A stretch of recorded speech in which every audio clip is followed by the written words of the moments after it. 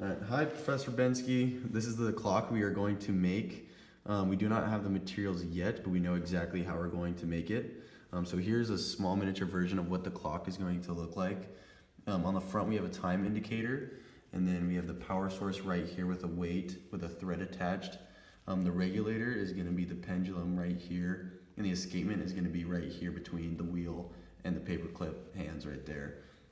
So we already found out what we're going to need. We're gonna need a wood stand. We don't know how big exactly yet because we want to figure out the period and how long or how fast this weight is gonna take to fall. We need 2 wires to come out of the frame right here. I'll go more in depth about the frame and all the different aspects in a second. A plastic tube so the wheel can connect into the wood frame. A cardboard or paperboard wheel right here for the escapement. We're gonna have wires from the paper clip, so we can either make this out of a wire, these are going to be out of wires, or if we can find a different wire for this. We need nuts or bolts for the weights and the pendulum, a thread to connect the weight to the wheel and the escapement, a bearing to connect the wheel to the frame, a pulley to be in the back of the wheel, again I'll show you this in a second, and then glue for anything that we need to connect. So going into the components, for the frame we're just going to use normal wood.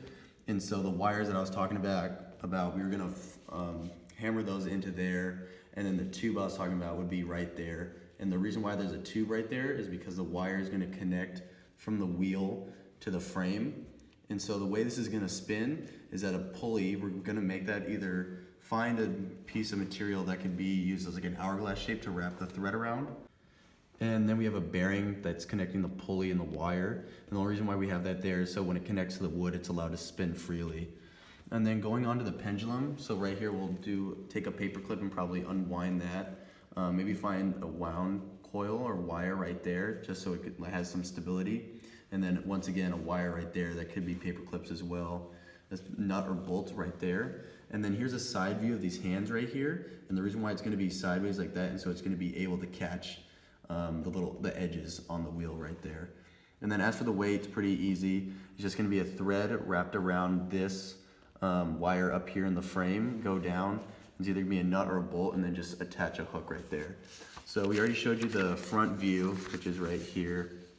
And then also I included a side view. So right here we have the wheel and then the pulley with the thread wrapped around, going around this wire. There's the weight. On the other side of the frame is gonna be that wire going around to the pendulum, and then here's a wire connecting everything to the frame with the bearing right there.